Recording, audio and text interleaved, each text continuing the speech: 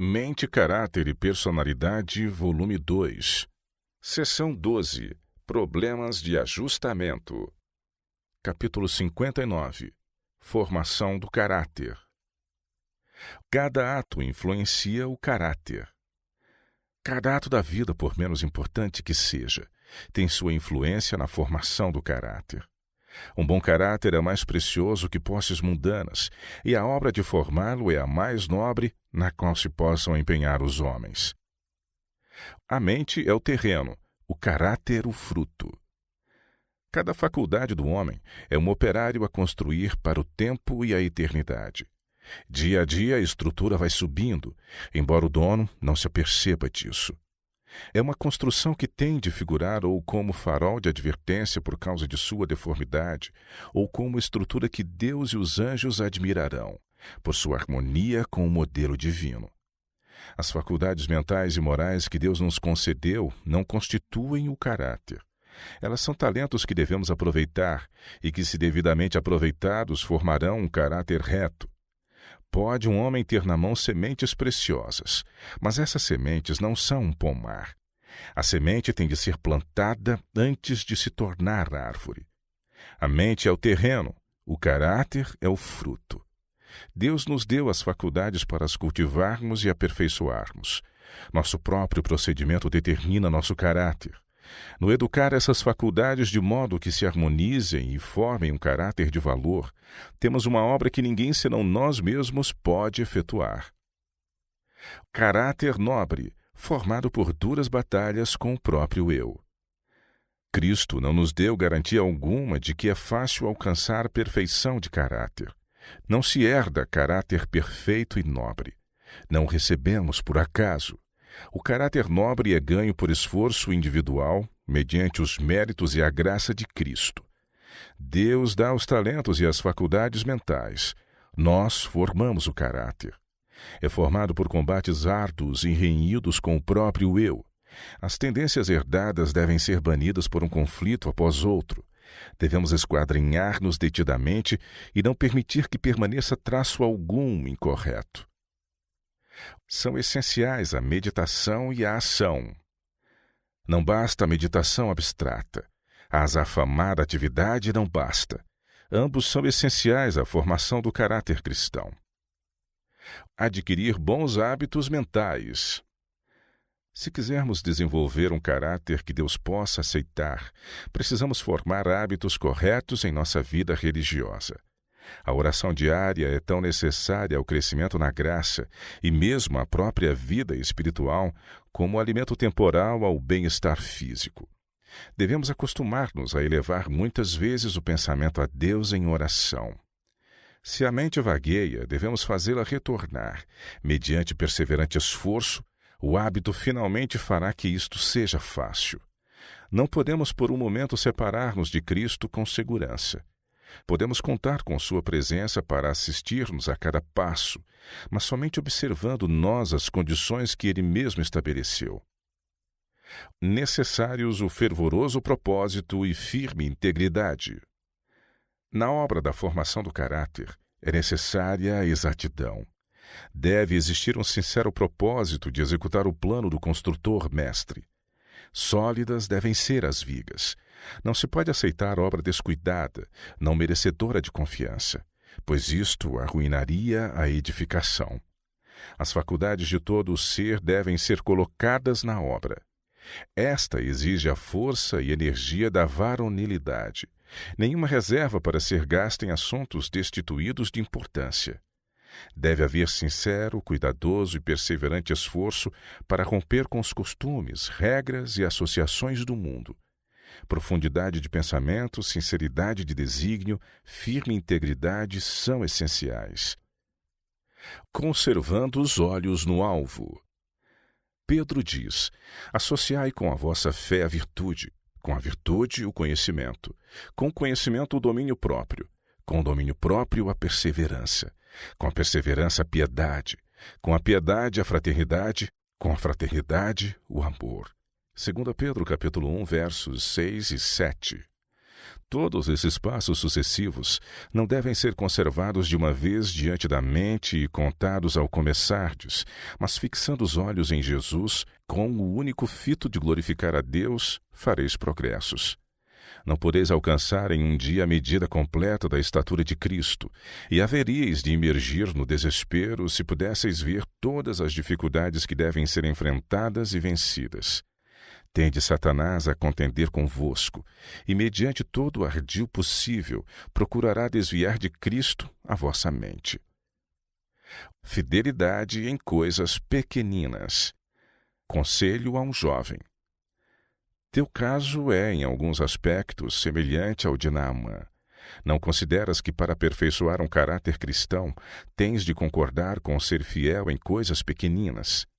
Embora as coisas que és chamado a fazer sejam de pequena monta aos teus olhos, são todavia deveres que terás de cumprir enquanto viver. A negligência destas coisas fará uma grande deficiência em teu caráter. Deves, meu caro rapaz, educar-te quanto à fidelidade em coisas pequenas. Não podes agradar a Deus a menos que isso faças. Não podes receber amor e afeto a menos que faças justamente como te foi ordenado fazer, com voluntariedade e prazer. Se desejas que aqueles com quem convives te amem, terás que mostrar-lhes amor e respeito. O caráter será testado. Faz toda a diferença a espécie de material que se use na formação do caráter. O longamente esperado dia de Deus logo testará a obra de todo o homem. Qual seja a obra de cada um, o próprio fogo o provará. 1 Coríntios 3:13. Como o fogo revela a diferença entre o ouro, a prata e as pedras preciosas e madeira, feno e palha, assim o dia do juízo testará os caracteres, mostrando a diferença entre os caracteres formados segundo a semelhança de Cristo e os formados segundo a semelhança do coração egoísta. Todo o egoísmo, toda religião falsa então aparecerão, tais quais são. O material inútil será consumido, mas o ouro da fé verdadeira, simples, humilde, jamais perderá seu valor. Jamais poderá ser consumido, pois é imperecível. Uma hora de transgressão será considerada uma grande perda, ao passo que o temor do Senhor será tido como o princípio da sabedoria. O prazer da condescendência consigo parecerá como palha, enquanto o ouro do princípio firme, mantido a qualquer custo, perdurará para sempre. Caracteres indisciplinados são discordantes. O caráter formado pela circunstância é volúvel e discordante, um conjunto de contrariedades. Seus possuidores não têm alvo elevado, nem propósito na vida. Não exercem influência enobrecedora sobre o caráter de outros. São destituídos de propósito e de poder. Ninguém pode prejudicar nosso caráter tanto quanto nós mesmos. Podemos esperar que circulem relatos falsos a nosso respeito, mas se seguirmos um procedimento reto, se nos mantivermos indiferentes a essas coisas, outros também assim ficarão. Deixemos com Deus o cuidado de nossa reputação. A calúnia pode arrefecer pela nossa maneira de viver. Não arrefece mediante palavras indignadas. Que nossa grande ansiedade seja no sentido de agir no temor de Deus e mostrar por nossa conduta que essas acusações são falsas. Ninguém pode prejudicar nosso caráter tanto quanto nós mesmos. São as árvores raquíticas e as casas abaladas que precisam ser constantemente esteadas. Se nos mostramos muito ansiosos por proteger nossa reputação contra ataques de fora, damos a impressão de que ela não é sem culpa diante de Deus e que, portanto, precisa ser constantemente escorada. Controlado pela vontade. Não podeis controlar vossos impulsos, vossas emoções, como desejareis, mas podeis controlar a vontade e fazer uma completa mudança em vossa vida. Cedendo a Cristo vossa vontade, vossa vida será escondida com Cristo em Deus, alinhando-se ao poder que é acima de todos os principados. Tereis de Deus força que vos manterá unidos à sua força e uma nova luz, a própria luz da fé viva ser-vos-á possível. Haverá em vós um poder, um fervor e uma simplicidade que vos tornará um afiado instrumento nas mãos de Deus. Os defeitos podem ser vencidos. Ninguém diga: não posso remediar meus defeitos de caráter. Se chegardes a esta decisão, certamente deixareis de alcançar a vida eterna. A impossibilidade está em nossa própria vontade. Se não quiserdes, não vencereis. A dificuldade real vem da corrupção de um coração não santificado e da involuntariedade de se submeter à direção de Deus. Para o coração que foi purificado, tudo está mudado. A transformação do caráter é o testemunho para o mundo de que Cristo habita no ser. O Espírito de Deus produz nova vida na alma, levando os pensamentos e os desejos à obediência e à vontade de Cristo. E o homem interior é renovado segundo a imagem de Deus. Homens e mulheres fracos e falíveis mostram ao mundo que o poder remidor da graça faz que o caráter falho se desenvolva em simetria e abundante fruto. Caráter defeituoso, às vezes herdado. Há toda sorte de caráter com que tratar nas crianças e jovens, e tem a mente impressionável. Muitas das crianças que frequentam nossas escolas não tiveram no lar a educação apropriada.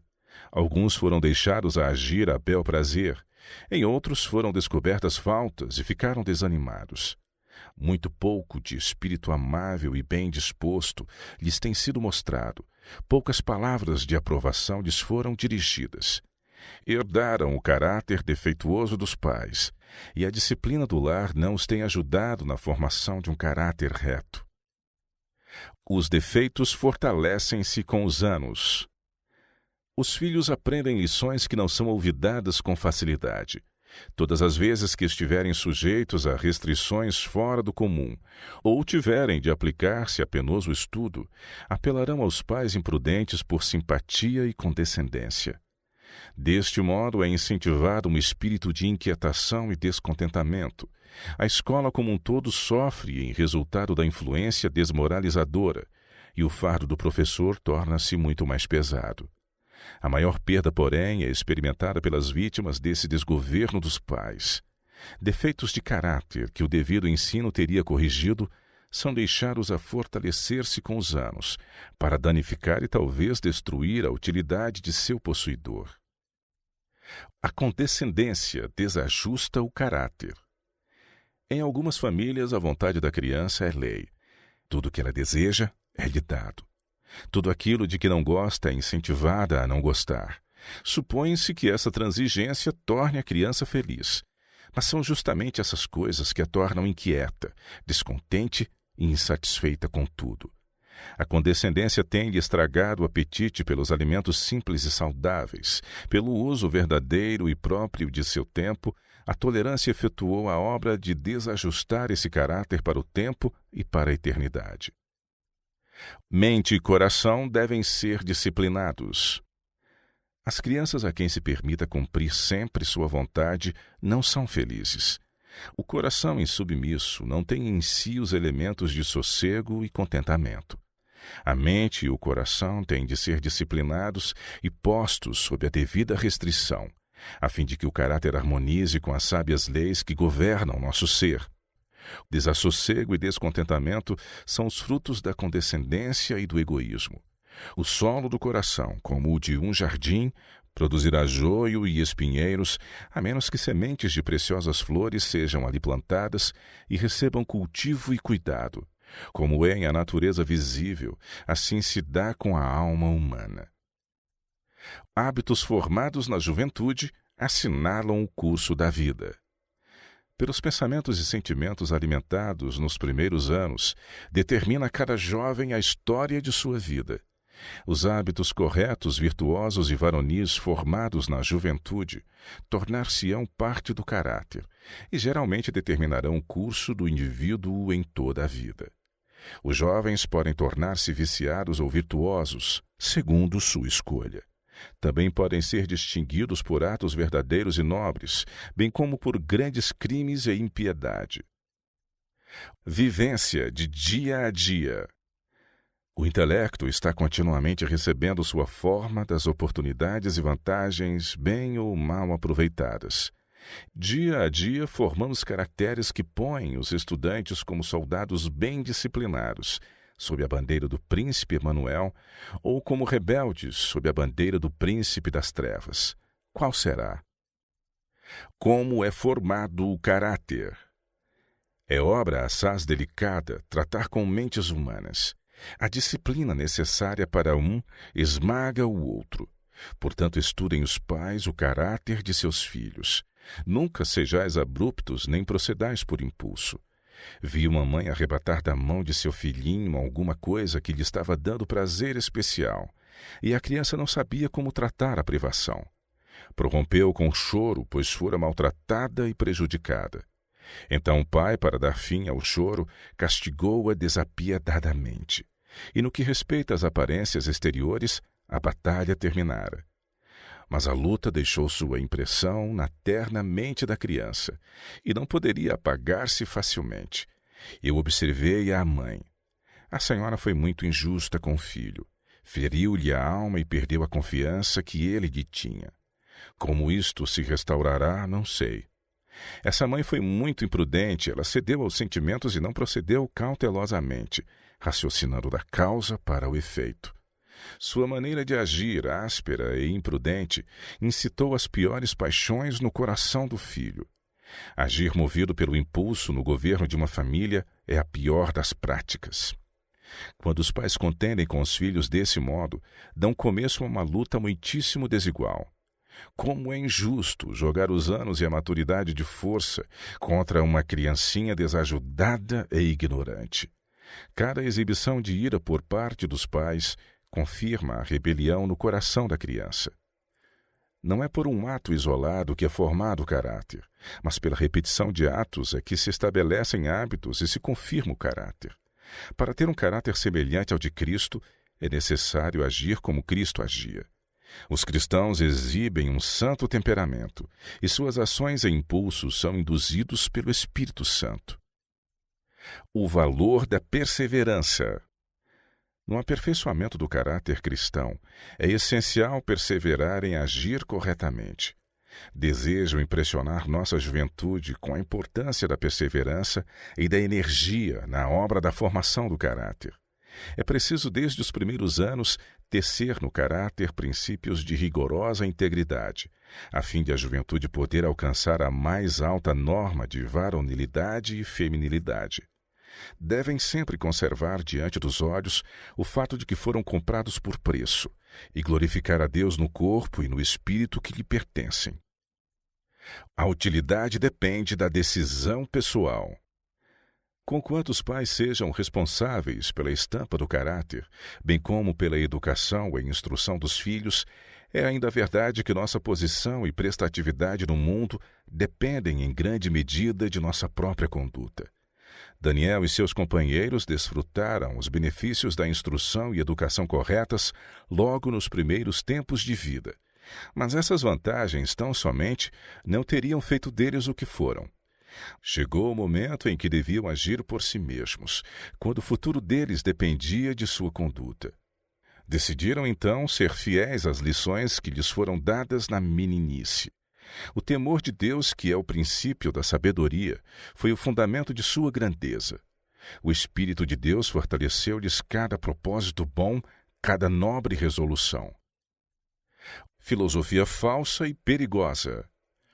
O Espiritismo afirma que os homens são semideuses, não decaídos, que cada mente julgará a si mesma, que o verdadeiro conhecimento coloca os homens acima de toda a lei, que todos os pecados cometidos são inocentes, pois o que quer que seja está direito e Deus não condena. O mais vil dos seres humanos é por ele representado como estando no céu e altamente exaltado ali. Assim ele declara a todo o homem: não importa o que você faça, viva como lhe aprouver, o céu será seu lar.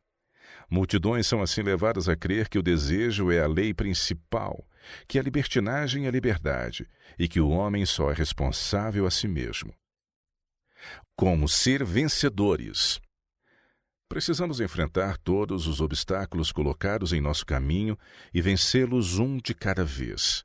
Se vencermos a primeira dificuldade, estaremos mais fortes para enfrentar a segunda, e a cada esforço, nos tornaremos melhor habilitados para fazer progressos. Olhando para Jesus, podemos tornar-nos vencedores. É por fixar os olhos nas dificuldades e recuar da ardente batalha pelo bem que nos tornamos fracos e destituídos de fé. Dar tudo, cada dia. Dando um passo após outro, pode-se escalar a mais alta encosta e alcançar, afinal, o cume do monte. Não vos torneis opressos pela grande soma de trabalho que tendes de realizar durante a vossa vida, pois não se requer de vós que o façais todo de uma vez. Levai para o trabalho de cada dia toda a faculdade de vosso ser, aproveitai cada oportunidade preciosa, apreciai o auxílio que Deus dá e avançai degrau a degrau na escada do progresso. Lembrai-vos de que deveis viver apenas um dia de cada vez, de que Deus vos deu um dia e que os registros celestiais mostrarão como avaliastes seus privilégios e oportunidades. Possais vós aproveitar cada dia que Deus vos concede, de maneira a poderdes afinal ouvir o Mestre dizer: Bem está, servo bom e fiel. Mateus 25, 21.